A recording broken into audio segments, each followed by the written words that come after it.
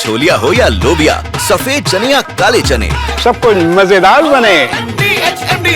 और देखिए, इस बीच अलास्का बैठक में जेलेंस्की को बुलाने पर विचार हो रहा है। पुतिन के साथ बैठक में जेलेंस्की को बुला सकते हैं ट्रंप। जेलेंस्की को आमंत्रित करने पर व्हाइट हाउस में मंथन चल रहा है। त्रिपक्षीय शिखर सम्मेलन के लिए डोनाल्ड ट्रंप तैयार हैं, ये व्हाइट हाउस कह रहा है। अमेरिका के एनबीसी न्यूज के हवाले से ये बड़ा दावा सामने आ रहा है, यानी डोनाल्ड ट्रंप अब इस बात को लेकर राजी होते हुए दिख रहे हैं कि इस मीटिंग में, इस शांति वार्ता में जेलेंस्की को बुलाया जा सकता है।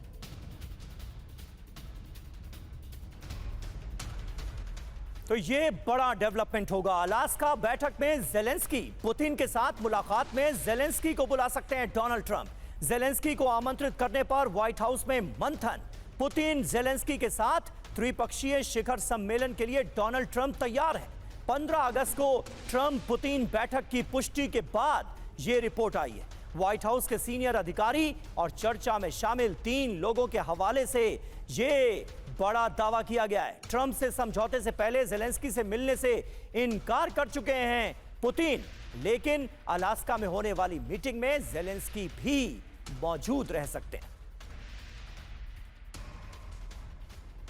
लेकिन ट्रंप पुतिन मुलाकात से पहले जेलेंस्की ने बागी तेवर दिखाए हैं। यूक्रेन की जमीन रूस को हरगिज नहीं देंगे, यह कह दिया है जेलेंस्की ने। तो जेलेंस्की के बागी तेवर आपने देखे। अलास्का में ट्रंप पुतिन मुलाकात पर जेलेंस्की भड़के हुए हैं। यूक्रेन की जमीन रूस को हरगिज नहीं देंगे, यह कह दिया उन्होंने। यूक्रेन के बगैर समझौते का कोई मतलब नहीं है। यूक्रेन के लिए शांति का रास्ता यूक्रेन के साथ मिलकर तय होगा। यूक्रेन के बगैर वार्ता जंग में रूस को और मजबूत करेगी। ट्रंप ने कहा था समझौते के लिए जमीनों की अदला बदली हो सकती है। ये किस तरह की अदला बदली का जिक्र डोनाल्ड ट्रंप कर रहे हैं बहल साहब, और रजामंदी होती हुई कहां नजर आ रही है? पहले तो ये पूरा मामला ही एक तरफा नजर आ रहा था कि जेलेंस्की मौजूद ही नहीं रहेंगे, सिर्फ ट्रंप और पुतिन के बीच वार्ता होगी, लेकिन अब जेलेंस्की शामिल हो रहे हैं। तो क्या कुछ हासिल हो सकता है? यूक्रेन को भी इसकी उम्मीद बढ़ी है। देखिए, कुछ एरियाज हैं सूमी और खार्किव के जो इस समय रशिया ने ऑक्यूपाई करके रखे हैं, कंट्रोल करके रखे हैं, जैसे कि वो कहते हैं कि उसको बफर जोन बनाएंगे। उसी तरीके से कुछ एरियाज लुहांस्क और डोनेट्स्क के भी उसके आगे वो जा चुके हैं, पोक्रोव्स्क के पास। और कहीं ना कहीं जो अटैक्स चल रहे हैं ज़ापोरिजिया के पास, तो ज़ापोरिजिया में वो अपना होल्ड करके रखना चाहते हैं रशिया। तो ये बार्गेनिंग चिप्स हो सकती है, यानी कि सूमी, खार्किव, ज़ापोरिजिया के पास और पोक्रोव्स्क के पास जो एरियाज हैं, वो एरियाज बार्गेनिंग चिप हो सकती है कि डॉनबास का एरिया रशिया रख ले, क्रीमिया रशिया रख ले, और बाकी जो एरियाज जहां पे रशिया ने अपना इंक्रेस किया है वो उनको दे दे। लेकिन 2 चीजें बहुत महत्वपूर्ण है। पहला, स्टीव विटकॉफ की जो मीटिंग हुई है रशिया के अंदर प्रेसिडेंट पुतिन के साथ, उन्होंने उसे प्रोडक्टिव पॉजिटिव बोला है, यानी कि कहीं कुछ हद तक उनकी समझ में, दोनों की समझ में एक समानता आ रही है। दूसरी चीज है कि जो उन्होंने मीटिंग की जेडी वैंस ने यूके के अंदर, जहां पे वो जेलेंस्की को भी मिले और मिले दूसरे यूरोपियन लीडर्स को भी, तो उसके अंदर भी उन्होंने कहा प्रोग्रेसिव मीटिंग है।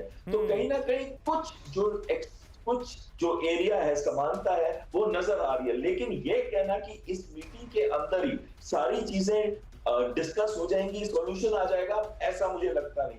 पुतिन नहीं चाहते जेलेंस्की को मिलना जब तक बेसिक जो उनकी डिमांड है, जो कि डॉनबास और क्रीमिया है, वो उनको मिल जाए। और ये चीज आप देखेंगे आगे होने वाली है। एक दिन जब भी कोई पीस एग्रीमेंट आता है तो डॉनबास और क्रीमिया का एरिया रशिया नहीं छोड़ेगा। बिल्कुल, यानी कुल मिलाकर देखिए, होगा वही जो पुतिन और डोनाल्ड ट्रंप चाहेंगे।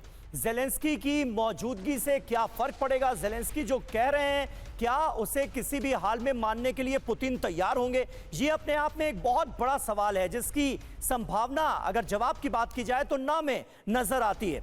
बिल्कुल बने रहे आप सभी खास मेहमान हमारे साथ, लेकिन अब हम रुख करने जा रहे हैं ईरान के वॉर जोन का। ईरान में हाई अलर्ट। आखिर न्यूक्लियर टारगेट जो है वो क्यों फिक्स किया जा रहा है, और जो न्यूक्लियर साइंटिस्ट हैं वो क्या निशाने पर हैं इजराइल के? ये है बड़ा सवाल। देखिए, अहम खबर है, सेंट्रल ईरान में धमाके के बाद हाई अलर्ट है। सावे के इकोनॉमिक जोन में धमाके से हड़कंप मचा है। धमाके के बाद बड़े इलाके में फैली आग, 600 कंपनियों के एरिया में आग से तबाही। तस्वीरें आपके सामने हैं ईरान के सावेह की।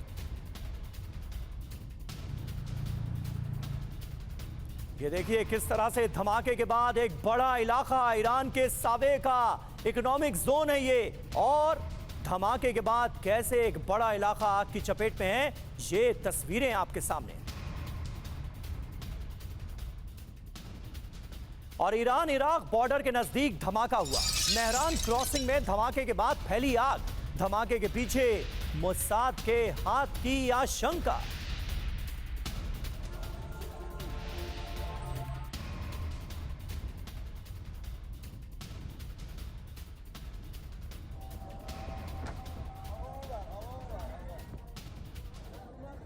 ये दो तस्वीरें आपके सामने हैं। एक तरफ आपको दिखा रहे हैं ईरान का सावेह इलाका, जहां पर इकोनॉमिक जोन मौजूद था, वहीं पर धमाका हुआ है। एक बड़ा हिस्सा आग की चपेट में नजर आ रहा है।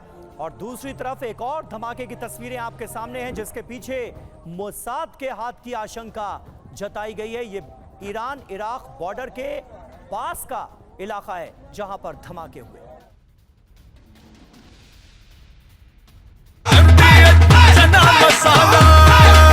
अब छोलिया हो या लोबिया, सफेद चने या काले चने, सबको मजेदार बने।